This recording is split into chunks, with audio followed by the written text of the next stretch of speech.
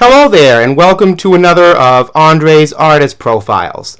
This is actually going to be the second part of one of my earliest artist profiles, actually made before I even started calling them artist profiles. And today I'm going to be profiling if I recall, since it was actually the second part of my review of Earth, Wind & Fire. As promised, this is the birthday of Mr. Maurice White.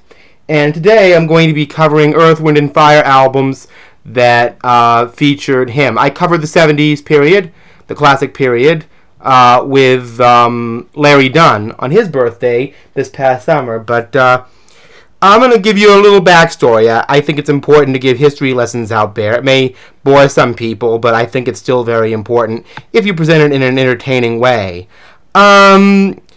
In 1969, a band led by Maurice White, an offshoot of the Ramsey Lewis trio called the Salty Peppers, went to Maverick's flat, which was known as the West Coast Apollo Theater, with Jim Brown, the NFL quarterback, and allegedly they had a meeting with him in the buff, if you know what I mean, much to their chagrin and amusement. And when they went on stage, apparently they weren't that good, and in fact the lights had to be turned down on them because they were embarrassingly under-rehearsed or whatever. And that was this lineup of Earth, Wind & Fire that recorded their first album for Warner Brothers Records in 1970. And the album is simply called Earth, Wind & Fire. There's a mosaic kind of cover. I imagine that it's probably this guy that's supposed to represent Maurice White. I don't know. I think I've opened up this album.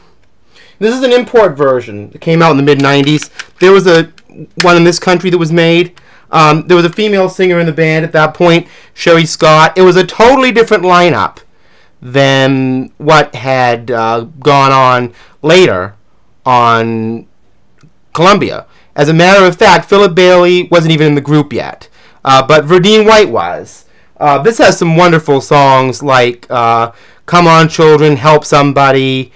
Very earthy, very Tower of Power / Kool and the Gang funk, really heavy on the wah-wah, collective vocals, a lot of grunting. Everything is totally based on the one on this album. There are some songs with some melody, but they're still ironing out their sound, and they're very much in the early Latin jazz funk vein. But on the kalimba instrumental, Bad Tune, you can definitely hear their sound coming.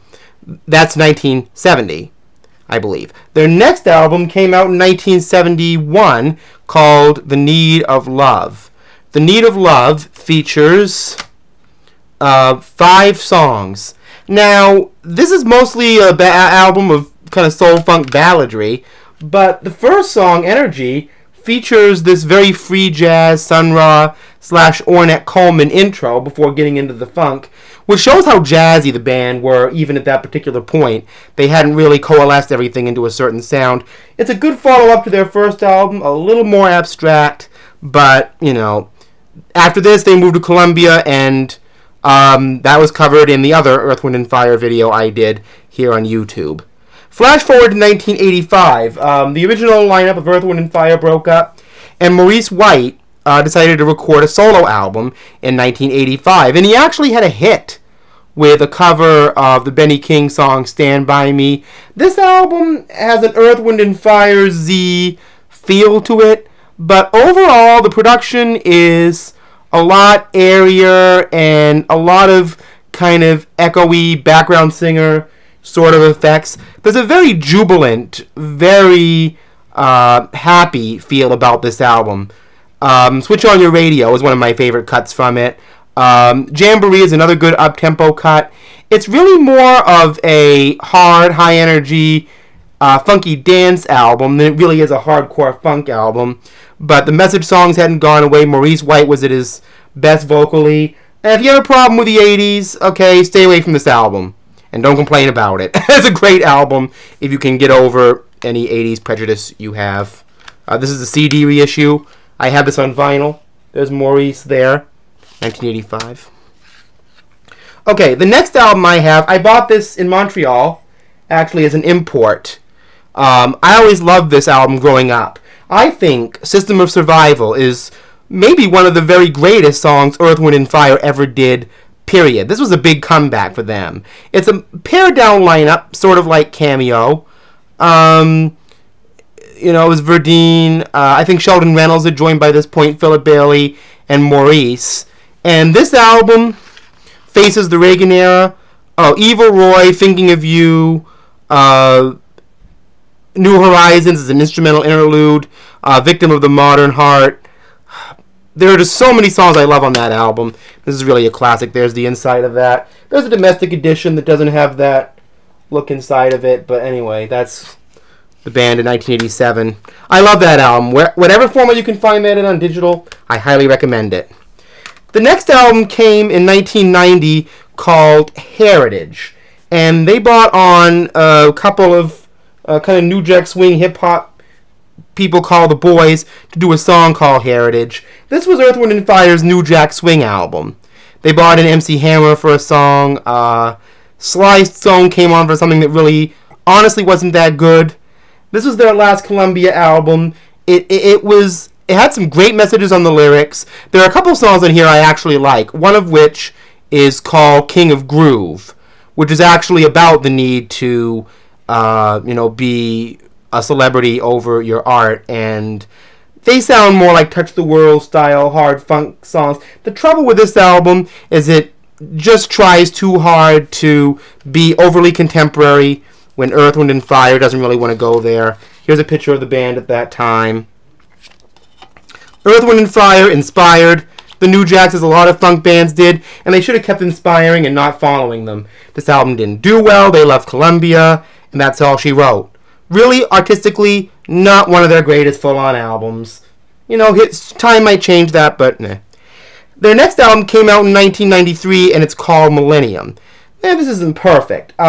It's kind of too long an album, too many cuts. Not all of them are all that great, to be honest with you.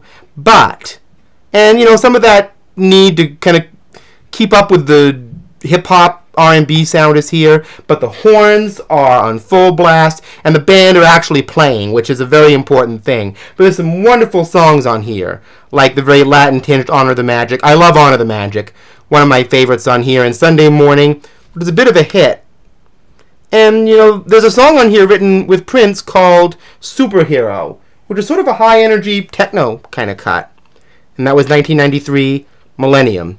Maurice White wasn't on the next Earth, Wind & Fire album called In the Name of Love. He was dealing with Parkinson's, which he's still dealing with. My best out to you and your family, Maurice. All of us Earth, Wind & Fire fans are thinking of you. And they came back with Maurice for this 2003 album called The Present. I love that cover, very much like a classic EWF cover. Now, this album, there's a lot of ballads on this, and, it's a good ballad album. Kind of Earth, Wind & Fire's version of Mission to Please You by the Isley Brothers, only missing R. Kelly, and a little more closer to their classic ballad sound. But Dirty, a leftover cut from 1979, is a great addition to the funk. Maurice White's last album with the group was released about 8 years ago, and it's called Illumination. I love the song Happy People on this album. Oh my goodness, this is a really underrated album, I think. Pure Gold, Love Dance, and the instrumental Liberation at the end of the album. That's a song that Earth, Wind & Fire could have done in 1975. I mean, this is just an amazing record. So anyway, that's the remainder of what I've got for Earth, Wind & Fire. It will be a sad day for me when Maurice White passes away. I don't know if there's going to be a successful treatment for Parkinson's, but we all get to pass away sometime. And, there really hasn't been anybody in the popular circle. I mean, obscure people have done this, but there really hasn't been anybody in the popular circle, like the Aguileras, who have really had the musical message and vision in the public eye, in the mass public eye, that Maurice White did. And I'm glad that he's here, and I'm glad people enjoy these albums, and they can sample it through hip-hop, but this sound, I was just listening to Gratitude the other day. It's indescribable. It makes you both happy for the past and worried for the present and maybe a little cynical for the future, but maybe we need to do more stuff like this. I mean, they definitely were onto something. You know, so happy birthday to Maurice White, and this is my tribute to what I have left over from Earth, Wind, and Fire. 3 very important musical elements. I'll see you next time.